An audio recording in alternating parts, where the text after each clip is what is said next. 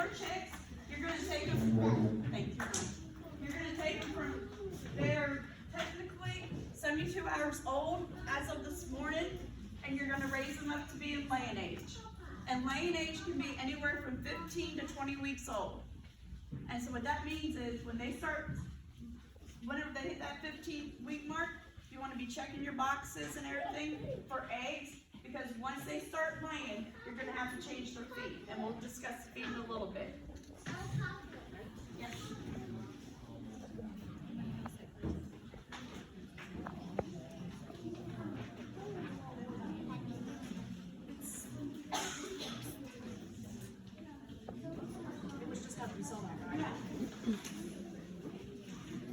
Okay, so we're having a little bit of technical difficulties. You guys got your PowerPoint on paper.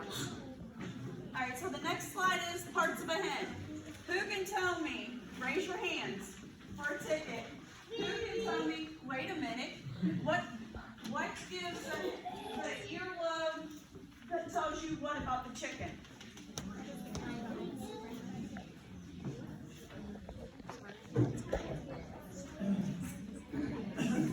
Alright, she said what color the hen's eggs are going to be. So she is correct. It's the one kid out here. The little girl in the blue. So whenever you get your chicks, as they grow, you'll notice their little earlobes will tell you what color their eggs are going to be. Alright, so the Pullet Project. The next slide is start with the baby chicks. We're going to start with baby chicks. You're going to finish with grown hens. So it takes about 16 weeks for the hens to mature to laying age. And here's a little fun fact. All of the hens, when you guys get them, they already have how many eggs they're going to produce in their lifetime. They are born with that. So some chickens will lay 265 days a year, and some will lay 300. It just depends on the breed, the weather. Like during Irma and Ian and all the hurricanes, it'll take chickens 2 to 3 weeks more to get back to their cycles because the weather messes with them. So like if it's 50 outside, the chickens are okay in the hen house because their body heat from each other, they will snuggle up and keep each other warm. The biggest issue is during our summers is keeping them cool because chickens do not sweat. What?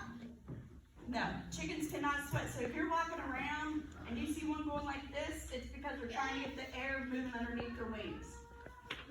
All right, so housing requirements for the birds. You want to have, it's all right, go back. Okay, I missed the page. Okay, chick temperature. At the first week, you're going to keep them at 95 degrees because they just came out of this nice little warm egg, and they got to stay warm until they start growing their feathers. And this is what you guys would use for your chicken lamp. And my recommendation is always use the cage because these red bulbs get extra hot. And if it happens to get bumped or fall, as long as you got this on here, the bulb's not going to hit the floor. And it's not going to cause a fire. So that's why I tell people, like when it's in Florida, when it hits 32, don't put a heat lamp in with the chickens because they're going to be fine because their bodies are used to it.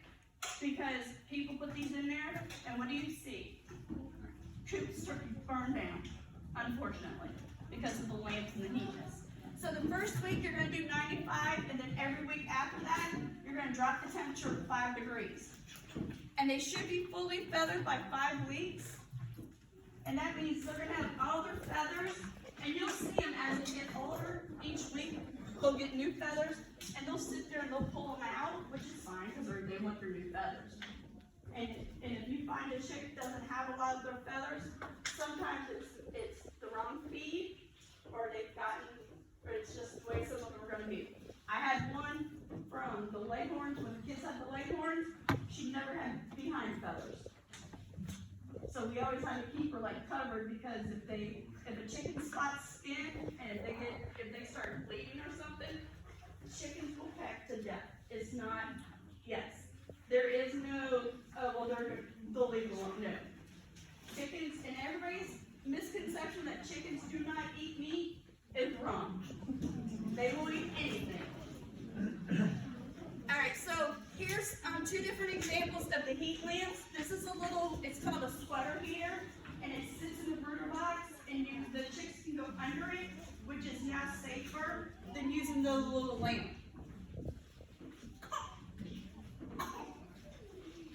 Okay. Alright, housing requirements. There's different types of housing requirements. There's different brooder styles. This is a brooder style that they use in a hatchery, and whenever you guys go to the feed store, this is basically the setup they have. It's a big square, and there's one brooder has 50 chicks, one has 110. Is how we kept them separate, so we would know which ones were which today. But in there you can see how like some of them are like squished up here in this corner. This one's too hot. This one's too hot right here, so they're all going to this corner. This one's a little bit cool, so because they're all starting to go over here. The one on top where they're all walking around, the temperature is just right. So you want to put a thermometer in your brooder box for the first 5 weeks to get them so that you can adjust the temperature accordingly. Here's another one that someone had used outside. And here's a prime example. See how they have the dog crate? They put the brooder box inside, but the lamp is at the top, because using plastic as a brooder box is okay, but you have to be careful with the lamps. If you're going to use a plastic tote for a brooder box, they make the bulbs at Walmart that are white floodlights. They put off the same amount of heat, but they don't. Something with the red bulbs in the totes, it gives off a toxic smell. And here's another one. And these were just examples of different types of brooder boxes that you can use. Feed and water requirements. This is a big one, so pay attention. In your guys' record book, forward to them. On page 8, it says feed expenses. Alright, I'm telling you now, mark my words, you guys feed anything else but chicken feed for the pullets. If you feed worms, treats, scratch, corn, you will lose all the points for this section in the record book. Pullets should not have any snacks or anything until after the fair. Because by that time, then they're going to be old enough to be able to digest it.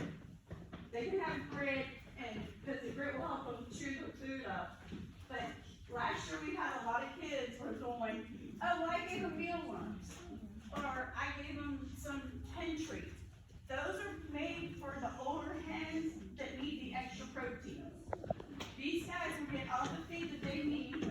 There's two different types of feed. It's called Start and Grow, and there's a medicated one, which helps with coccidias, and then there's non-medicated. So it just depends if you want to have the medicated feed so that you're not having to worry about, oh no, are they going to get sick? So it's up to you guys, but I'm telling you now, you put anything else in that feed sheet but feed, you're losing your points. Because you mess up the chickens when you start giving them this if they're not old enough to have it yet. Because I had some a couple years ago that somebody gave me, and we were trying to figure out what was wrong, and we found out when they were little, they were getting hen feed. Well, hen feed has oyster shells, and they don't need all that extra calcium in their system.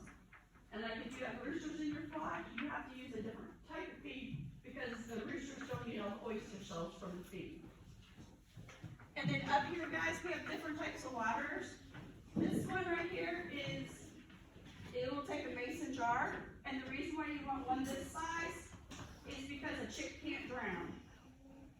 Because if you get the bigger ones, there isn't a bigger one up there. They have the like big 5-gallon ones. A chick will put its head in it, and it can drink too much water and drown. So you always want to use the little one until they're about 6 weeks old. And then the feeders, there's different types. There's this little blue one that they can get in and feed, or this one, and it's the same way. And as you get older, change out the feeders.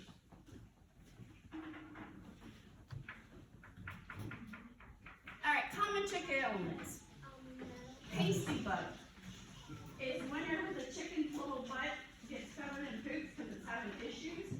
So you're going to take a warm washcloth and just lay it over it and just gently until it comes loose.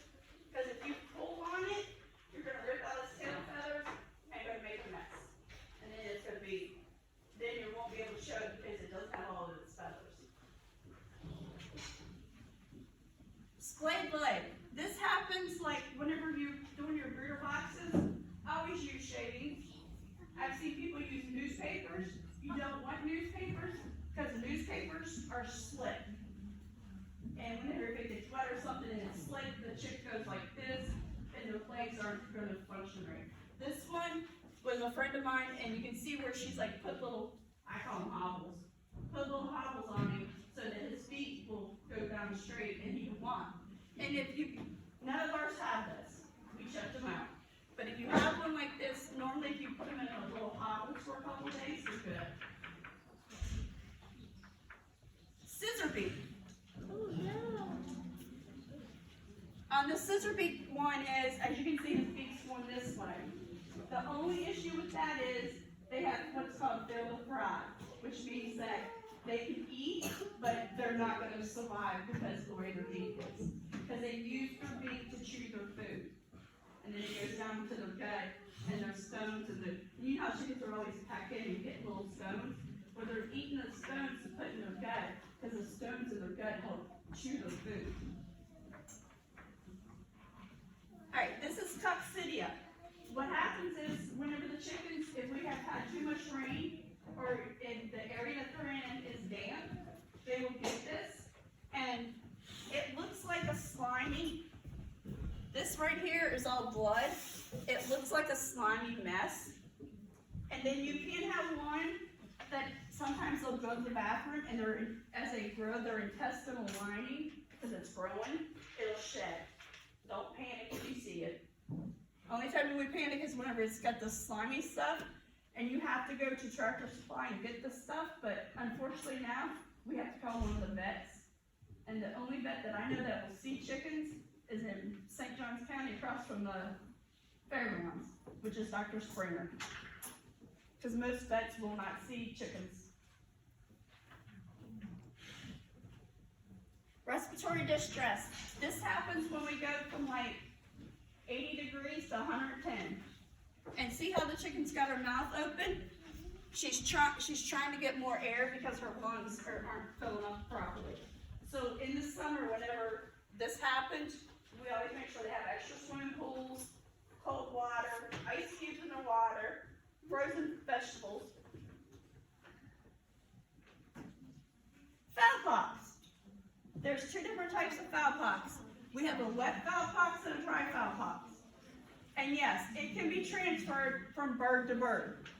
So if you have turkeys at home, do not put your turkeys and your chickens in the same pen, because they can transfer fowl pox back and forth. And you'll see this on their combs. It's these little black dots. And if they're dry, a lot of times a bird flying through drops its droppings. It comes from that or something else. But if you have those, that you cannot show them. So whenever you're picking out your birds, if you have one that shows little black dots on there, he can't come to the fair. Alright, how to read a feed label. Alright, this is a feed tag. As you can see up here, it says the brand name, the product name, because here's the brand name, here's the product's name, the description of purpose, the guaranteed analysis, which is right here, which means this feed has 17% protein. Your chick feed has 18 to 20% protein. As the chicks go from chicks to pullets to laying hens, you increase their protein. The hens have to have a maintenance of 16% protein feed in order to produce the eggs. And then right here it tells you everything that's in it. Here's your feeding directions. And then it also tells you warnings or cautions and manufacturer's information. So a lot of your feed, on your feed labels, always read your feed tags. Because some of them, you'll pick up, like this is a grow and finish, so this is an all-in-one feed from chick to the laying age. So they're telling you that this feed is good enough for them. But you always want to check and make sure, keep pictures of your feed tags, because I have bought feed before and got like almost to the bottom, and then there was a problem with the feed.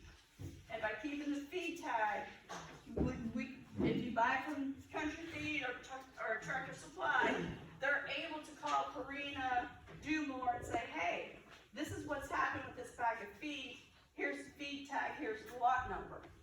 Well, then they can go do a recall and figure out what's happened. Because unfortunately in Florida, heat kills our feed. It'll add moisture. If you have a metal can during the summer, don't use it, because the moisture will go into the feed and cause mold. And you can't moldy feed the chickens. Popular in everybody's belief, they will not eat moldy feed, and it causes more issues.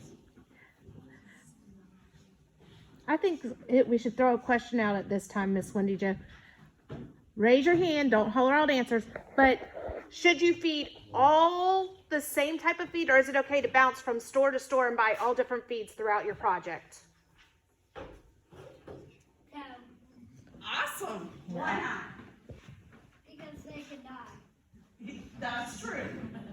The reason why you don't want to bounce from feed store to feed store is because you don't know what quality feed you're getting. And you don't want to bounce from Do More to Purina to Hillendale to Southern States. Because if you bounce, your chickens may not get all the appropriate nutrition that they need in order to be able to grow. So once you start feeding one kind of feed, you need to feed it the whole way through. Right. So if you buy your feed at Tractor Supply, you stay at Tractor Supply. If you buy it at Country Feed, you stay at Country Feed. You buy it at Putnam Feed, you stay at Putnam Feed. Because in that way, you're guaranteed you're getting the same feed every time.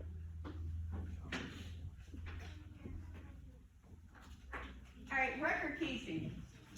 So in your guys' record book, So there are two different kinds of record books. If you are a Clover Bud, you have a green record book inside your folder.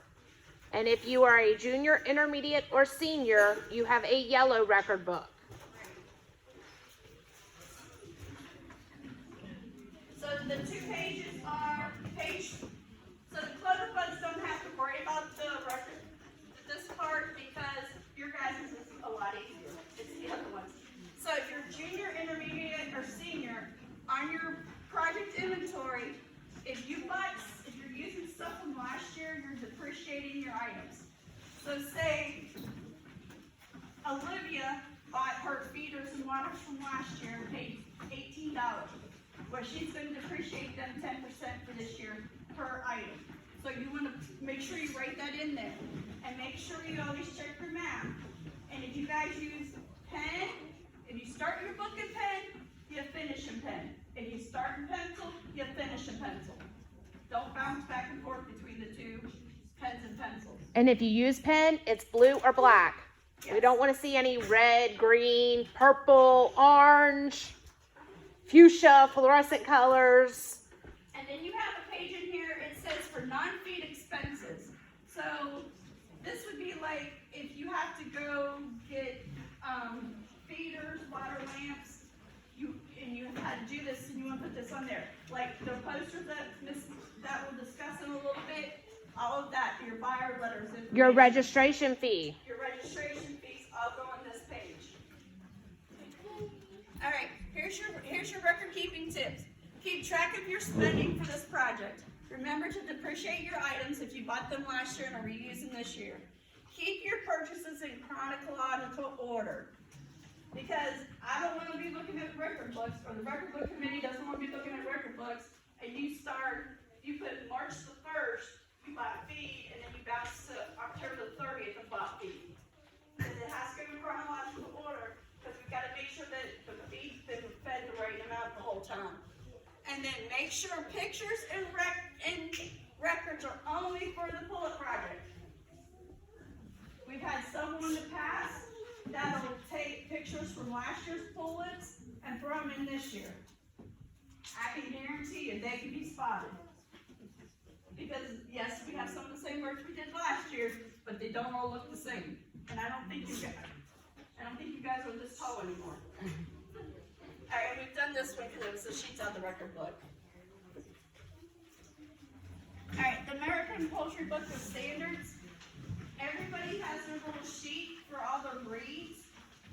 And what it is whenever you're looking to bring your chickens to the fair, you're going to look at your breeds, follow your sheet. If you got the silver lace Wyandottes, the buff Orpingtons, or the black Oshkosh, you want to show your sheets. Because like on here, and these are their eggs, guys, and this is what your hen's going to look like. See how her comb is like pointy, and right here's her little wattles. But look at this green sheen. She will have a green sheen as she grows.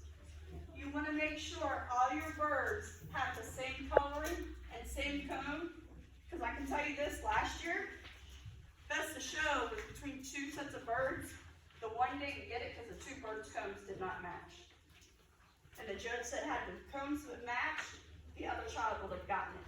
So you want to make sure your birds are uniform. Because they're going to be judged as a set.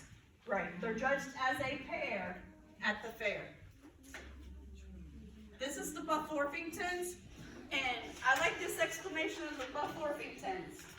There was a judge that said, he pulled out his watch, and he said, the color for the buff is this, it's pure gold. They symbolic of great value and high quality, and they're introduced from England. So these are dual-purpose birds, and what dual-purpose birds mean is it can either be for eggs or for meat production. But most of us use the Buff Orpingtons for layers.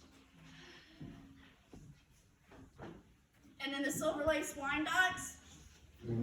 See how her comb's a little short on this side and this one's a little bit taller? I went and put those two together. And if you look, and here's the biggest thing with silver lace Wyandottes. You're going to look at the feathering and the coloring of the points. See how all of her points here are more like opened and these are closer?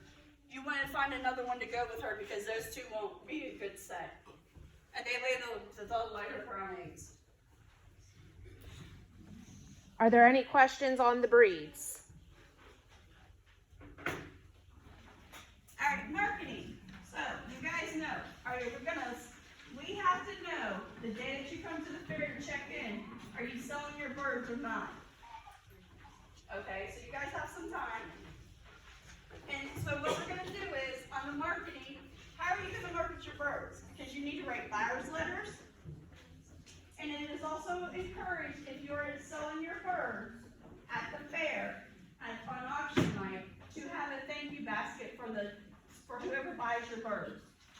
It's just a thank you that they took time out of their day to come and buy your birds. Ms. Mo, would you like to explain the poster?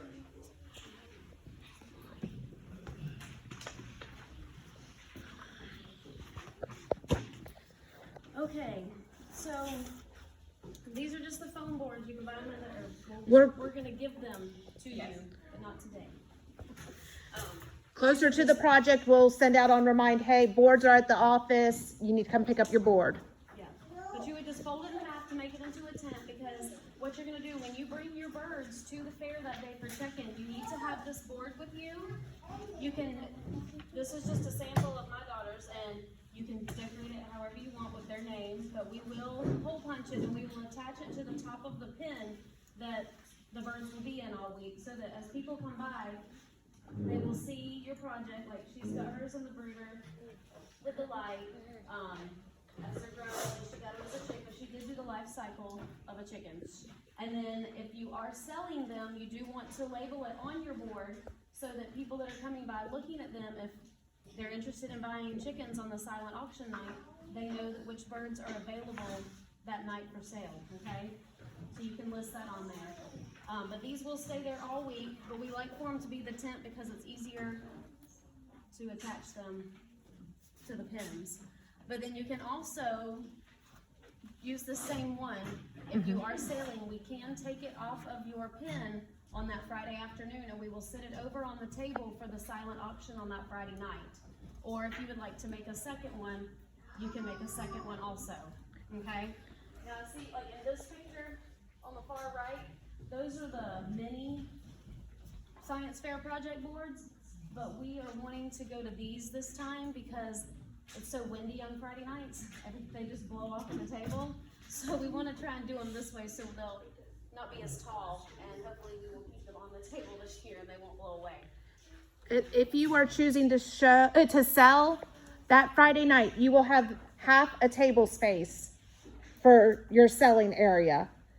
We will have the tables already covered with a tablecloth, but if you want to bring any additional items to kind of entice bidders to come look at your table, if you click it back, it'll show that slide.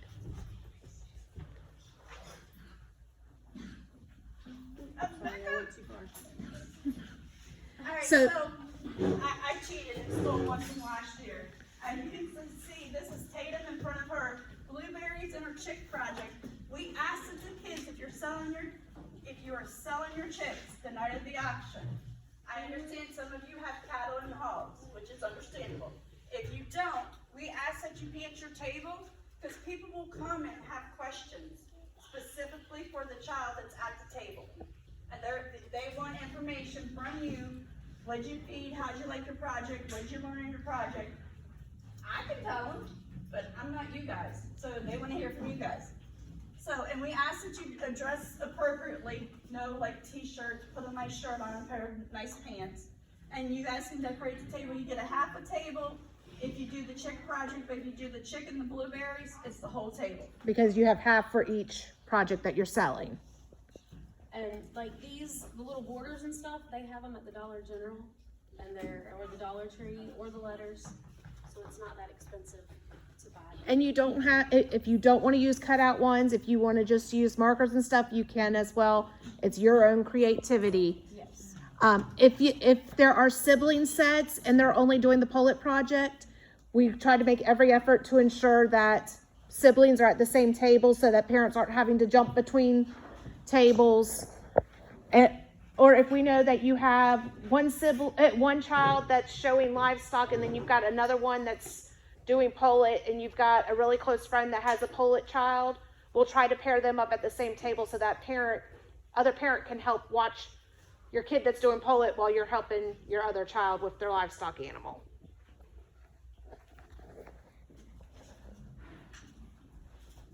And this is just some more examples. Okay, here's the contact information. I'm Wendy Jo. I'm on the Remind app. Miss Bobby has her email in the Remind app, and Miss Bobby will be out of the office next week, guys. So that is my office number, but I will not be reachable at that number the 19th through the 26th. Yes. So if you have any questions, ask on the Remind app.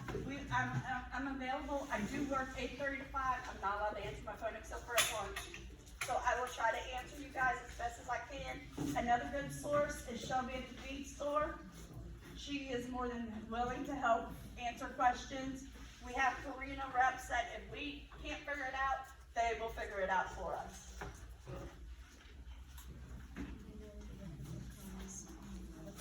Well, that's on the next. Yeah. Okay, fair time. It's March 18th. Check-in is 9 a.m. to 11 a.m. 2 pullets for entry, and let us know at checkout time if you're selling. Now, you guys are getting 4 chicks today. The other 2 chicks can be entered in the open show. So you can technically put in all 4 chicks.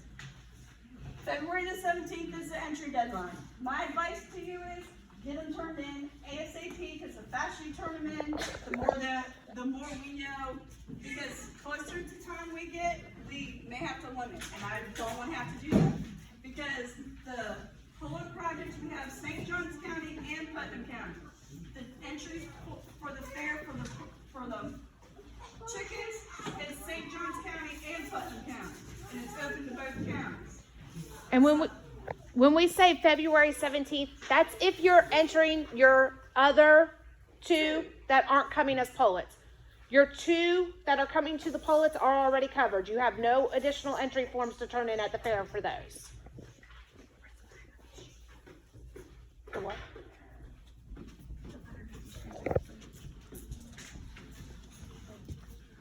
All right. Last year was the first time, and I think we kind of put a wrench in the plans because all the kids looked at me like I was a little crazy walking the show ring with the chickens. The child that won Best of Show last year sold the ring for $350 for two birds. So what we're gonna do is we have a Pullet Project biography sheet. If you're selling, we have to have this the day of check-in. Because the judge, whoever's the auctioneer that night, wants the information to read out to people, just so that they can inform the people that are in the stand. Okay, so we're gonna give you guys this as we leave, and just to let you guys know, when we get to the feed store, we're doing this in an orderly fashion. We have a list. We're gonna go from one breed to the next breed to the next breed, and you will sign out that you've got your birds. Just so that we make sure everybody gets the right birds and there's no mix-ups. Okay? And only myself or Miss Bobby is allowed in the brood boxes because I had to get permission from the feed store. And they were like, you have this under control. I'm like, I got it. Because they're doing the jackpot show today. So we're kind of like spreading ourselves across 2 projects. But, so what we're gonna do is when you guys get there, we'll do the one breed, then the next breed, then the next breed. And we'll just ask you to be patient. They do have feed, they do have shavings, they have all kinds of extra stuff if you need to buy stuff from them. And they're there to help you guys. And if you have questions, ask. Anybody have any questions? I'm going to add one more side thing real quick, Miss Wendy Jo. On that March 18th, when you bring those pullets, your record book has to be completed. When we say completed, that means every signature that is required in that book is in there.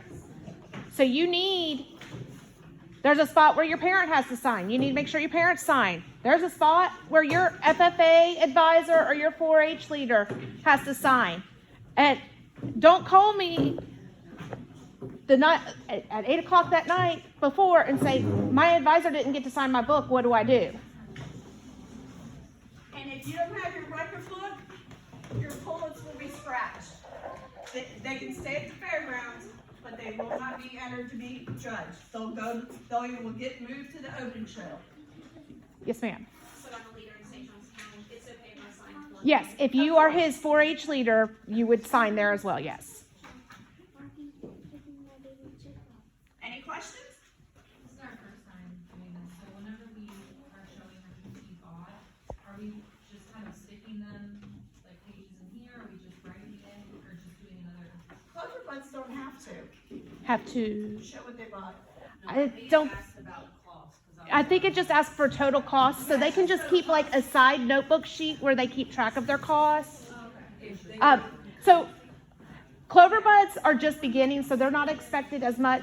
As kids get older, they're expected to do and keep track with more in their projects. So like once they hit junior, intermediate, and senior age, they then have to keep like detailed, extreme detailed records. Yes, Riley. I'm sorry, I couldn't. So you don't have to keep all of your receipts in your book, but you're going to want to keep all of your receipts, or at least as you buy things, have somewhere where you're writing it down. Maybe you put some notebook paper or a notebook inside that green folder that we've given you, or you could keep your receipts in there. I will tell you, some kids have learned that some receipts unfortunately fade between October and March. So we've had some kids come March, they're trying to read a receipt that they bought in October, and they've accidentally left the receipt in the truck a few days, and Florida heat is not friendly to receipts. And then they're like, I think it was this much. And we've had some numbers thrown out in record books that are way off, and it's just because their receipt was illegible, and they thought they were reading the right number, and it wasn't. Yes. You do not have to turn your receipts into us, no. Now, you do have to include, it's just the big kids, right? They have to have their feed label on their feed, attached to their feed page. Juniors, intermediates, and seniors do have to include a feed label And it's right there in the book. It tells you.